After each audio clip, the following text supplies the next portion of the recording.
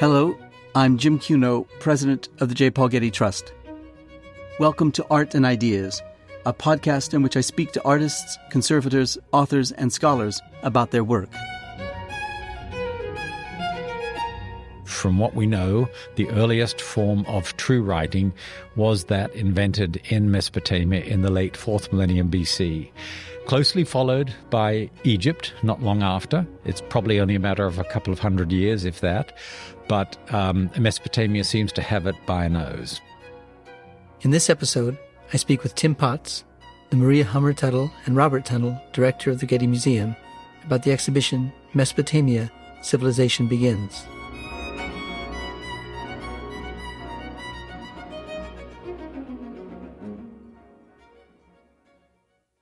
Mesopotamia has long been considered the world's first civilization.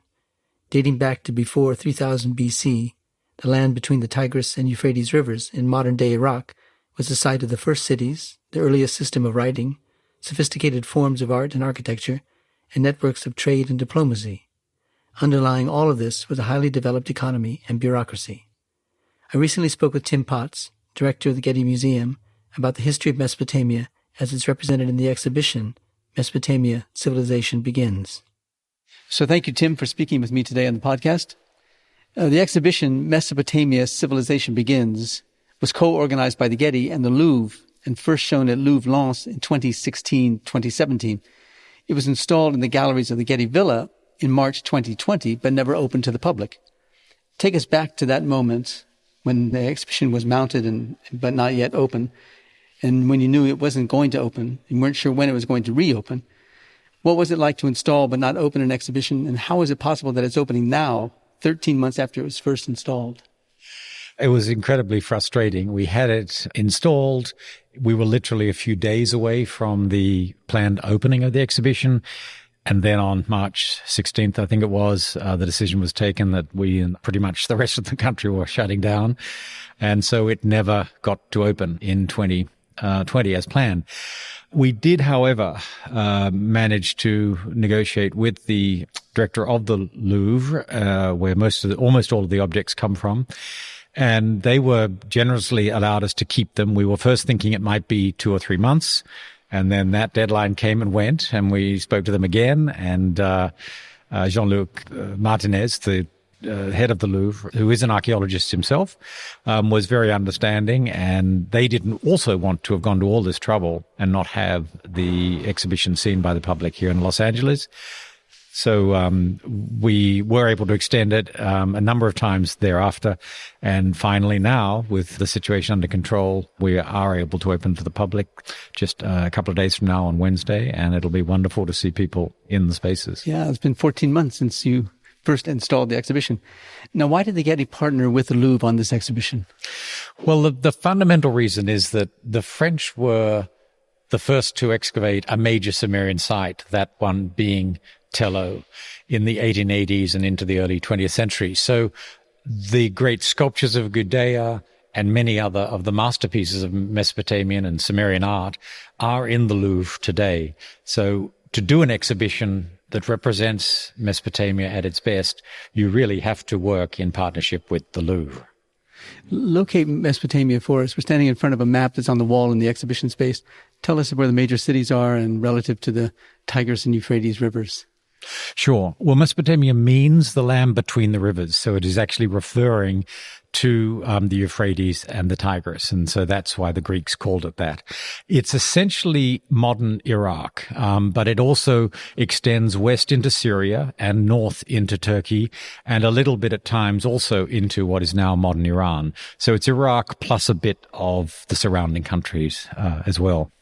So tell us about what I think of as a provocative title for the exhibition, Mesopotamia, Civilization Begins. Why do we make that claim, the civilization began in Mesopotamia, and how do we define civilization to begin with? Yeah. Well, very good questions, and ones for which there aren't really short answers. But from what we know archaeologically, from all the discoveries and excavations that have taken place, it is the culture which seems to have got there first, in a way. I suppose the key innovation is the invention of writing. And it is the case that, from what we know, the earliest form of true writing was that invented in Mesopotamia in the late 4th millennium BC. Closely followed by Egypt not long after. It's probably only a matter of a couple of hundred years, if that. But Mesopotamia seems to have it by a nose. Well, this is probably difficult to answer, if maybe not impossible to answer, but why did that happen first in this part of the world? We don't know that, except that the fact that southern Mesopotamia, where this innovation took place, is a region basically desert, but very fertile through the flooding of the Tigris and Euphrates rivers. So if you are able to organize yourself in a way which exploits that natural resource of the rivers, the fertility of the soil, agriculture, it can form the economic, if you like, basis of a flourishing society. So with the growth in population, the potential then to build buildings using mud and clay as its fundamental material, you have the sort of basics of a wealthy and prosperous society. And when you have this, and it can support large populations, there is, in a way, the motive to organize those people and those structures and those activities in a more complex way. And you get to a point where that is going to require some form of writing or some way of recording events, commodities, numbers of things, the number of sheep you might be herding, the quantities of wheat that you're harvesting or whatever. So it seems like writing is going to be part of that process to make all those other aspects of society function properly. There would be trade relations, one assumes, between ancient Mesopotamia and ancient other populations. What about the trade relations? There were. Basically, Mesopotamia has lots of clay. It has the water from the rivers, and it has mud and reeds that grow in the mud. And that's how, as it were, writing was possible and the architecture, mud brick architecture was possible. But they didn't have timber. They didn't have substantial sources of hard stones. So those were imported. And the timbers came largely from the Amarnas and Taurus mountains in the northwest, in Syria and in Turkey. Some also in western Iran. The stones that they either used for building, which was not a lot because, bringing stones long distances is obviously difficult and time consuming, but they did import from very far afield and very early on precious decorative materials like lapis lazuli that comes all the way from Afghanistan, Badakhshan in Afghanistan, and that was happening already in the late 4th and early 3rd millennium BC, and also then metals, critically metals, copper, again from Iran, some from Turkey as well. Tin, we're less clear where the origins of tin for making bronze were, but that also was being imported, and gold, which is fairly well distributed in the ancient Near East, so that was available, but all by trade on the basis of the agricultural productivity of Mesopotamia, and particularly its textiles. A lot of the exports from Mesopotamia out to other places were the wool from the sheep and the factories in which the wool was made into garments. Now, architecture was obviously important to this, and you've already mentioned it with regard to the mud bricks and things, but it was important to manifestations of rulership as well, I think. Why was that the case? And tell us the role that the panel with the striding line that we see in the first gallery of the exhibition, what played not only in decorating these buildings that were built out of mud or stone, but also as a manifestation of the power of the ruler. Well, architecture was, of course, one of the ways you expressed the power of the culture, the city. Perhaps the most important of all was the city wall.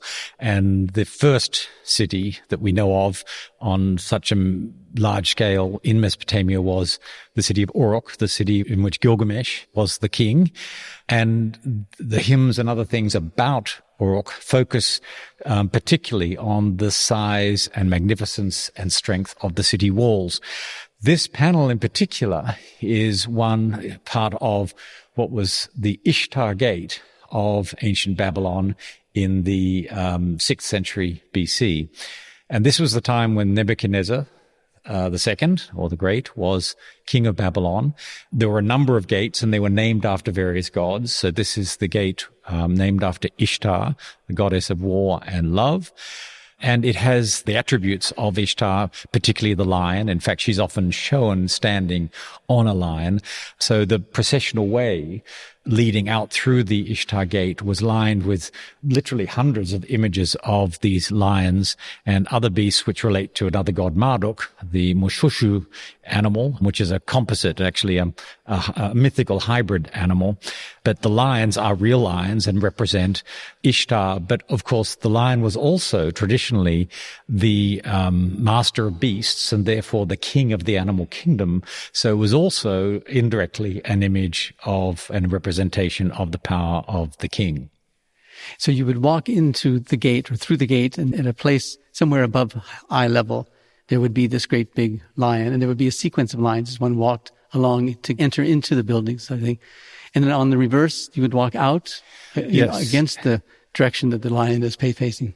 Yeah, in fact, it was called the processional way, and this is why the Ishtar Gate was so important. There was an annual New Year's festival, the so-called Akitu festival, and the Akitu house, which was to the north of the city wall, they would process out through the Ishtar Gate to the Akitu house, where this celebration of the new year would take place, and then back into the city. So this was not just one of the gates. It was, in a way, the most important, and it's where the king and the gods paraded, particularly for that New Year festival. Throughout the first gallery of the exhibition, there are a number of images of rulers, not only in figurative sense like the lion that we were just talking about, but in this stele, for example. So I'm interested not only in the manifestation of the ruler, the sort of picturing of someone with great power or magic, but also why the form of the stele. Where would one come across this stele form in the cities of ancient Mesopotamia? Well, steles basically just mean a standing stone, normally sort of with flat faces, front and back, and often a curved, rounded top, as in this case. And many cultures had, in fact, the Maya do in the New World, the Egyptians did, the Mesopotamians, even the Greeks and Romans in slightly different forms. So it was a way of representing usually some achievement of the king in a prominent place. And there were steles where they were actually carved into the living rock on mountainsides, but they were also these freestanding objects which were set up usually in Mesopotamia and put in temples dedicated to a god celebrating the victory of the king and his conquest of other peoples and so on. In this case, it's a work from about 2000 BC, perhaps 100 years earlier than that, what we call the Neo-Sumerian period, when the Sumerians were still the principal culture and language of the region. It shows a god. We can tell he's a god because he has the multiple horned headdress on the right, and he's seated on a throne, and he's handing the rod and the ring, which are the symbols of rulership, to the person who's pouring a libation to the god. So although we're missing the top half of the image of the person pouring the libation, it's almost certainly a king, and he's being handed the symbols of rulership, the rod and the ring, as appropriate to a king. We don't know which one he was. The stele was probably looted from Mesopotamia at a certain time and brought back to Susa, where it was excavated in the early 20th century. What is important about the act of libation? We see it not only in this stele, but we see it over here in this standing figure with libation being poured, self-libating, I guess you'd say, pouring the water over oneself, it seems. Well, yes, and these are two rather different forms of libation. The one we were just talking about has the king pouring the libation into a vessel which is set up in front of the god. So that's, in a way, the more traditional form of libation, and a palm is now growing out of the libation, expressing the sort of fertility of the land. This one is rather different. It's showing a pair of figures, mostly damaged and broken away, but you can see they're both holding this vessel from which flowing water, which has fish in it, which means it's the sweet water, the underground water, as it was conceived by the Sumerians, flowing out of the vase. It's again an expression of the fertility of the land and therefore the bounty, if you like, of the gods that support agriculture and prosperity in their cities. So we're looking at various manifestations of the kind of belief systems within the city. And over here, there's some worshippers of figures who are draped in cloth, I guess it is, And what is this? As you say, these are ex votos. So they were statuettes placed in temples, mostly with their hands clasped in worship before the god. So they were, as it were, praying to the god on behalf of the person who had them installed in the temple. So it's showing the piety of that person towards the god. The ones that are wearing this rather distinctive garment, this is what's called a kaunakes. It looks like it's sort of a tufted sheepskin, rather heavy, and it would have been a very hot garment to be wearing, particularly in the heat of Iraq. But that's what it seems to be, and it occurs not only here in Mesopotamia, but in figures all the way east through Iran and as far as Bactria in Afghanistan. So it clearly indicated a certain type of status and importance, and had, some meaning which we don't know precisely what it is, but it's people of status who are in a position to make offerings of this kind to the god.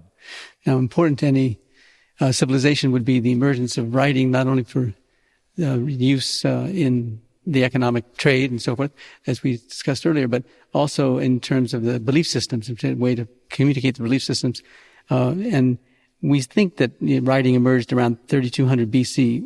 Why did it emerge when it did, and when and how was it interpreted? Well, part of the answer is there does seem to be a bit of a backstory to writing. For thousands of years earlier than 3200 BC, we find in excavation small clay kind of pellets, little things that have been modeled, but then only really the size of a dime. And they sometimes have impressed markings on them. And these tokens, as they're called in the archaeological literature, some of them resemble some of the earliest signs which were used in writing on the clay tablets. So the idea is that maybe people for some thousands of years had been counting commodities, whether it's wheat or numbers of sheep or whatever, and that these tokens then, at a later point in the fourth millennium, around 3400, 3200, they had the idea, rather than collecting these tokens and using them to count what these commodities, you could actually inscribe the same shape in a clay tablet and have, more than one in a tablet, which could then convey more information more easily. So that's sort of the backstory. But why it happened at particularly that point, again, I think it's to do more with the fact that the economic basis of Mesopotamian society was flourishing at this time. The agriculture, obviously, they were very sophisticated in their creation of systems of canals, controlling the flooding, managing the agriculture, the pasture lands, and so on. So the more complicated, the larger the scale of those activities, the more need for something that provided a record of what they were doing and what were the yields on agricultural lands and so on. The more that expansion took place, the more need there was for some system to record that. And that seems to have occurred to them at some point around 3400, 3200 BC. How was it that we first interpreted the cuneiform writing? How did the code get broken? That's a very interesting story. And it goes back to the Behistun inscription of Darius, which is in 3 languages, in Old Persian, Elamite, and in Babylonian. So Babylonian being one of the later versions of cuneiform writing. But Sumerian, I suppose the important part of the answer to your question is that Sumerian is a language unrelated to any other language that we know of. And the script that they invented was, of course, unrelated to any other.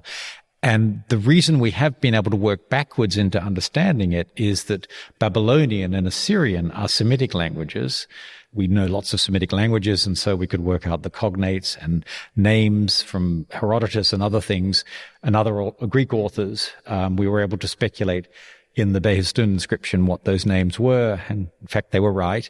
So once you've deciphered Babylonian and the later form of the script, fortunately, the Mesopotamians, the Sumerians, and the Akkadians were very prone to doing lists of pretty well everything. They did lists of types of animals, types of materials, types of stones, and so on. They also did lexical lists where you would say what the sign is in Sumerian, what the sign is in Akkadian, and what the meaning of the word is.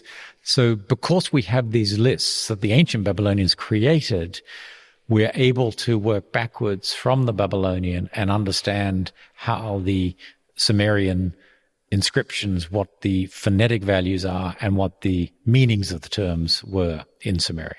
It still made it really hard to understand the language and the grammar, and that was just brilliant people figuring out over basically in the first half of the 20th century. So we can read Sumerian pretty well now, not as well as Akkadian, Assyrian and Babylonian, because they are Semitic, as I said, and we know lots more about that. But it was an effort of, really talented, able linguists working very hard. Now, one of the most famous early texts is the Code of Hammurabi. Tell us who Hammurabi was and what it was about his code that made it so important. Well, Hammurabi's code is one of the law codes that have survived from ancient Mesopotamia. It's not the earliest. We have them back to the Sumerian period. But Hammurabi's law code is particularly famous because of the extraordinary monument that is in the Louvre, found at Susa again. It had been looted from Mesopotamia and taken back to Susa in the 12th century BC. It's such a magnificent monument. It has an image of the god of justice, Shamash, and Hammurabi, and then all of the very long and detailed text of if a man does such and such, and these are the consequences, and this shall be the punishment or the outcome. And it's so well preserved, and it's one of the great monuments that survive from ancient Mesopotamia. And there were many copies of it. We know that because other fragments have been found in Susa and elsewhere. And in fact, the major one that's intact in Paris, we know from that it was found in Sippar, a site also in Babylonia. So because it's the most elaborate, the most complete, it's become the icon of Mesopotamian law. But as I say, many kings were lawmakers, and having a structure of law and of legal practice was an important part of Mesopotamian society. Hammurabi was a political figure, a figure who lived, we know, at a certain time. Is it important that this documents that kind of power that a person would have, that they would become so identified and identifiable? And Hammurabi was famous, frankly, in his own time, not so much for his law code, although many would have known of that, but he was a conqueror. He created the old Babylonian Empire, if you like, which was the first time Babylon had become, explicitly the master of all of Mesopotamia. So it was a time of great change, and Hammurabi was the major political figure who created the biggest empire at that point that had been established. It's not large by the standards of later empires like the Assyrians and Nebuchadnezzar and the Persians, but at the time he was the major political force. So he was seen as a great conqueror as well, and that's what he would have been feared and respected for. Well, tell us about Prince Gudea of Lagash. He also is represented in various manifestations within the exhibition as an architect, as a figure holding a vase of flowing water, the kind of libation we've talked about, both standing and seated. And why was he so important, and how do we recognize him? He's a very interesting character, and there are a lot of unknown questions about him. He's famous, frankly, because the French excavating at Tello, ancient Girsu, the state known as Lagash, he was the ruler of that polity, and he had a number of sculptures of himself commissioned. As you say, some of them he's seated with a tablet on his lap. Others he's standing. Usually he has his hands clasped in prayer, because again, these are statues showing his devotion to the gods, particularly his tutelary god, Ningishzida. And these sculptures are just among the greatest masterpieces of sculpture that have been recovered from any culture, and certainly from ancient Mesopotamia. So they are the core of, if you like, the Sumerian collection at the Louvre. And they were hugely influential after they had been discovered during the 20th century. On many artists, Henry Moore and others, were great admirers of them, drew them, took inspiration from them. So that's in a way how they've become sort of icons of ancient Mesopotamian art. They do show the ruler in various, as it were, modes. One is as the architect. There's one which we don't have in this exhibition, but another of these sculptures shows him with a tablet on his lap that shows the ground plan of the temple that he has commissioned to be built. This one shows a tablet with a stylus on it, but he hasn't yet begun drawing or writing whatever he's going to on the tablet. But you do see on his garment a long cuneiform inscription. And the other very important thing about Gudea is his inscriptions on these sculptures are the most elaborate, the longest, the most sophisticated Sumerian literary compositions that have survived. So he was a patron of the arts, of the temples that his, the deities in his city that he worshipped, produced great literature, produced some of the greatest sculptures that we have from ancient Mesopotamia, so has a very important part in Mesopotamian art history. Ironically, he's not mentioned in the document called the Sumerian King List. We presume, therefore, he wasn't a hugely powerful ruler in the political sense. He kind of fills a period, or was a figure in the period of 100 years or so between the Akkadian and Neo-Sumerian empires, when he seems to have become powerful in local terms in southern Mesopotamia, in Sumer, ancient Sumer, but not a world conqueror. He wasn't someone who left his mark on history that way, and probably for that reason is not listed in the Sumerian King List. So in this room, we're surrounded by examples of writing, in this case on a stele, and again, a stele that's about 2 feet tall, I suppose, but is quite dramatic in its depiction of beasts at the top and in the writing, cuneiform writing that's carved into it at the bottom. What's important about this? A number of things. One, it's one of the very earliest cuneiform inscriptions that made it to Europe and so declared to the world that there was this interesting civilization in the Middle East, in Mesopotamia. The top half has a number of images of symbols of the gods. One is Marduk. You can see this sort of serpent dragon figure with horned headdress. That's Marduk. Another one for Nabu, others for Shamash. And so there are these symbols of the gods, and then the cuneiform inscription below. This is early, very early, right at the beginning of the 19th century. And no one could read cuneiform at this point, and some speculative attempts were made, but of course they were totally wrong. We now know that this is one of a category of objects called kudurus by the Babylonians, and they record transfers of land, not so much sales documents, but often where the king has conquered or taken over a property and is assigning it to various of his officers or subordinates. Or sometimes there might be private contracts as well, which are recorded in this form, where sales and distributions of land, a parceling up of land have taken place. And these were probably put in temples as records of those transactions. Yeah. Now, in addition to the manifestations of writing that we're surrounded by in this gallery, the second gallery of the exhibition, and the seated images of Gudea, there's also this small demon made of bronze from the Neo-Syrian period, a demon called Pazuzu, which is poignant given the circumstances we find ourselves in today in this middle of this pandemic, given what he stood for. Tell us about him. Yes, he's the sort of demon who both brings the ill wills from the West, as they saw it, which bring evil forces, and of course sickness and plague and so on were assumed to be the actions of the gods and of demons and of evil spirits, rather than they weren't able to think in medical terms. So Pazuzu was this fearsome creature. He's got the head. In this case, it looks semi-human, but often it seems much more like a snarling dog or lion. He's got claw-like hands. He's got 4 wings. He's got sort of eagle's claws at the bottom, and he's got a scaly skin often. So he's a very devilish-looking creature, very powerful. But one of the interesting things about Mesopotamian sort of thinking is that these powers could also be turned to your advantage. So why would people wear amulets of Pazuzu's head? And many did. It's not because they were, as it were, devil worshippers. They were using the power of Pazuzu to keep these forces at bay.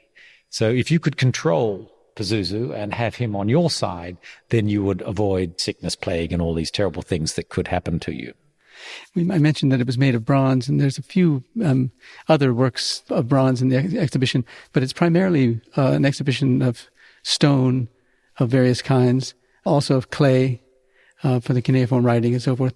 What role did bronze play in the materials of historical?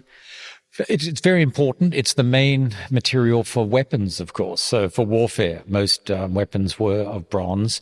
Sculptures like this and some very large-scale objects, we know from texts that bronze was also used in architecture, and we have things like bronze gates in the Syrian period and so on. So very large-scale castings of bronze did take place, but it was also the more durable material for sculpture, particularly small-scale things like this. But it had to be imported, mostly from Iran, Turkey, in later periods from Oman in the Persian Gulf. And stones likewise, the hard stones of the Gudea sculptures, they had to be imported from the Persian Gulf. So they were prepared to put the resources into trading heavy but important materials from many hundreds, and with Afghanistan more than 1,000 miles away. Another example of bronze in the exhibition is this foundation peg. Describe it for us. Foundation deposits were a peculiar thing in Mesopotamia. When a temple was being built or a palace, an important structure of any kind, often in the four corners of the building, they would have a box, if you like, lined with bricks and sometimes with bitumen, in which they would deposit an image of the god or the king and a text, a tablet, either in stone or in bronze, recording the fact that this building was being founded by this person, usually a king, and exhorting anyone who finds it in the future to respect and celebrate that king's achievement, and certainly not damage it or destroy it.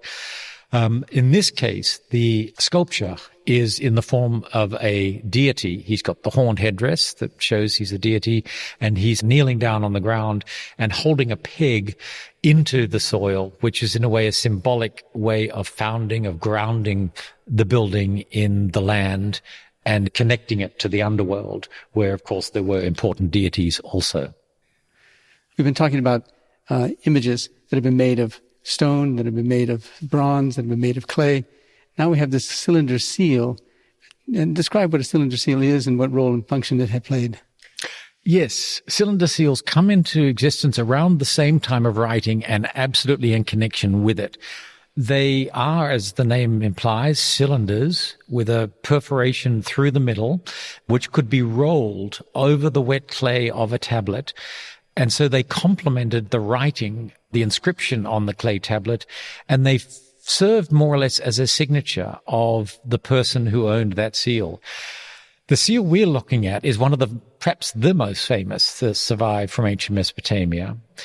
The subject matter of the seal is unique in a Mesopotamian glyptic at this time, and it shows a pair of water buffaloes being fed the sweet waters of the underworld, the world of Enki, from flowing vases. And it's remarkable that they would have used this motif, because water buffaloes didn't exist in Mesopotamia at this time. They were an exotic beast.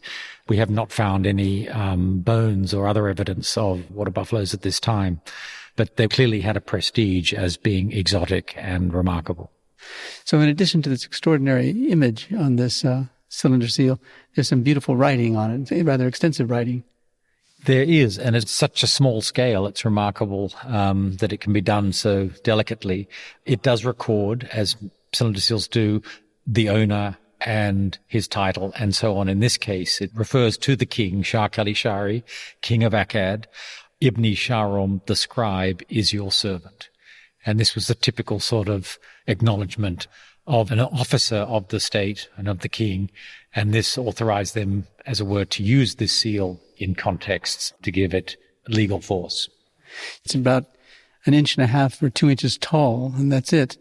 But there's something also about the cylinder seals that's so compelling, and that is the sort of the luxurious quality of the luster of the stone from which the cylinder seal is made. And sometimes it's the color of the stone, whether it's purple or blue or yellow or orange or black or silver, as this one is.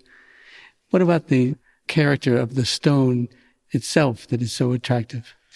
Yeah, this one is carved from one of the dark diorites or gabbros that were used for the sculpture. They're very hard stones, and they take a polish very well, which is why it has that, polish to it and remarkable for something that's over 4,000 years old. But that's why they selected these hard, dark stones. But they also carved, at this period and later, rock crystal, carnelian, lapis lazuli, hematite, so a number of other hard stones as well. And you're absolutely right that the color and the attractiveness of the stones was clearly part of why they selected those materials for cylinder seals. And poorer people had mostly cylinder seals of marble and calcite, so much less prestigious materials. So now we're in the last room of the exhibition, and Prince Gudea is once again featured prominently in a number of manifestations. In this case, there's a libation goblet of him. Describe it for us. Yes, this is another unique, absolutely unique object. Very few vessels that we can know were used in the rituals of temples, of important temples, have survived. And from this early Sumerian period, this is one of the very, very few. And it is, as you said, from the time of Gudea. It shows the images of Ningishzida, another one of these highly hybrid objects. It's got a sort of feline and snake-like body with horns on its head and the sort of head of a reptile of some kind.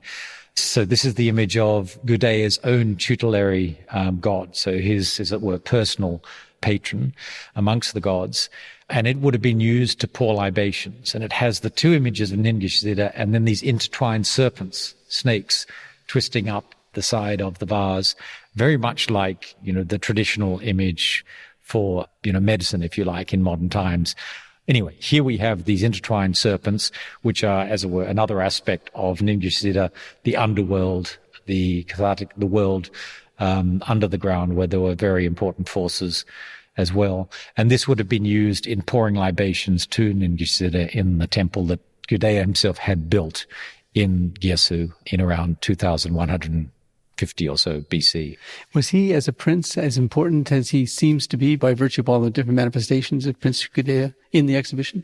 I think it's probably more a reflection of the fact that his temples and the sculptures that he had made during his lifetime, probably through accidents of history, survived. We do know in the Hellenistic period, so thousands of years later, there are records showing that the king of that period, or the ruler in that region of that period, discovered these works of Gudea and, as it were, kept them in the temple. So he was lucky in that his temples weren't totally destroyed by later rulers. There wasn't a major rebuilding done, and that his objects survived.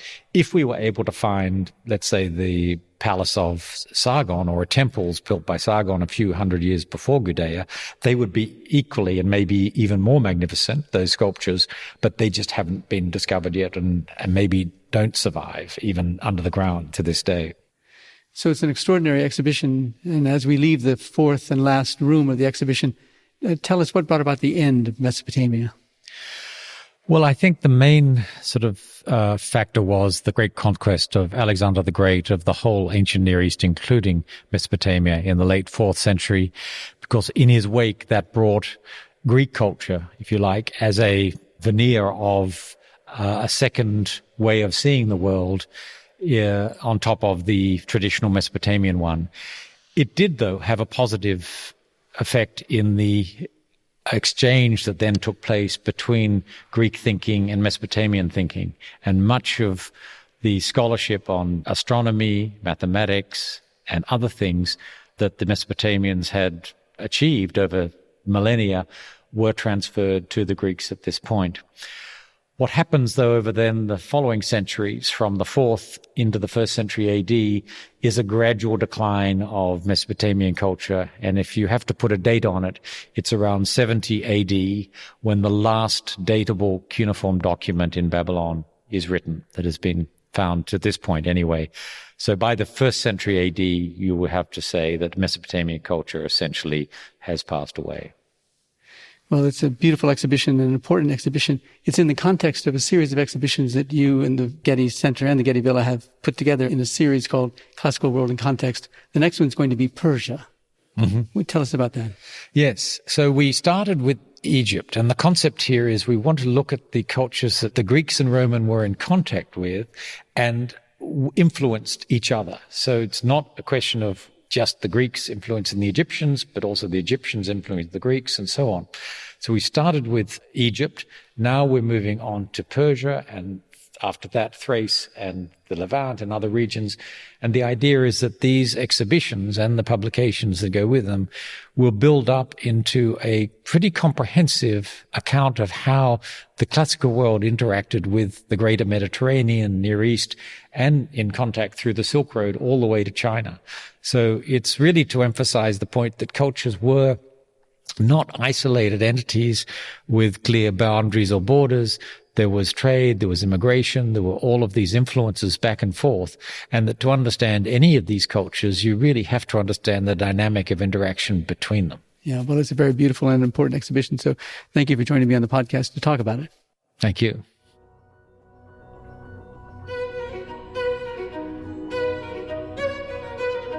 The exhibition, Mesopotamia, Civilization Begins, is on view at the Getty Villa, April 21st to August 16th, 2021.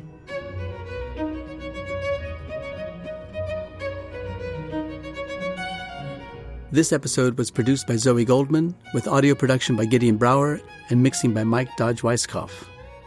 Our theme music comes from the Dharma at Big Sur, composed by John Adams for the opening of the Walt Disney Concert Hall in Los Angeles in 2003. It is licensed with permission from Hendon Music. Look for new episodes of Arts and Ideas every other Wednesday.